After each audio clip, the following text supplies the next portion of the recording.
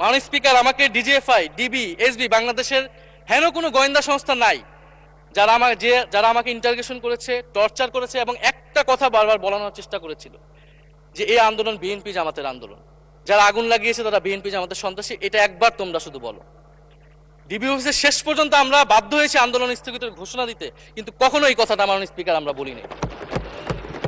ফ্যাসিবাদ বিরোধী রাজনৈতিক দলের নেতাকর্মীকে আমরা আন্দোলনের সময় থেকে এখন পর্যন্ত কখনো আমরা অস্বীকার করিনি। কিন্তু একটা জায়গা আমরা ফারাক করতে চাই, যে এই গণ অভ্যুত্থান কোনো দলীয় আন্দোলন নয়।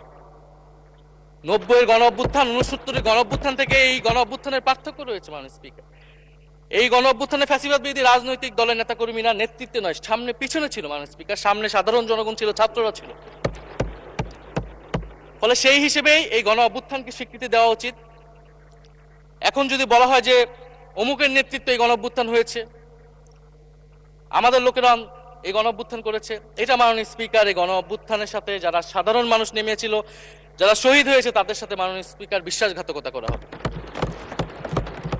ফলে জুলাই গণ অভ্যুত্থানের সকলের অংশগ্রহণ ছিল। হ্যাঁ, আমাদের অনেক মত পার্থক্য। জুলাই গণ অভ্যুত্থানের পরে আমাদের রাস্তা আলাদা হয়ে গেছে আমরা মনে করি রাজনৈতিকভাবে, কিন্তু গণ অভ্যুত্থান আমরা একসাথেই করেছিলাম মাননীয় স্পিকার।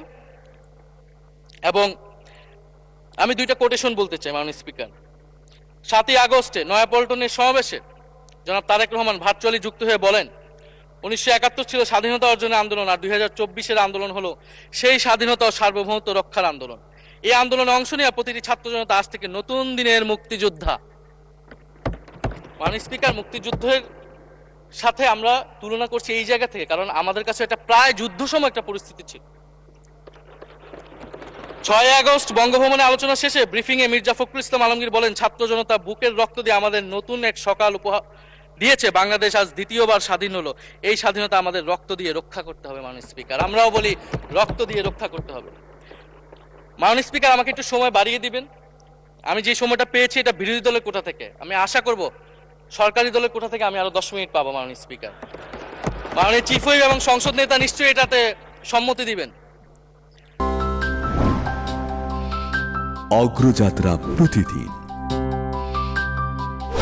নির্ভীক প্রত্যয়ে উজ্জীবিত।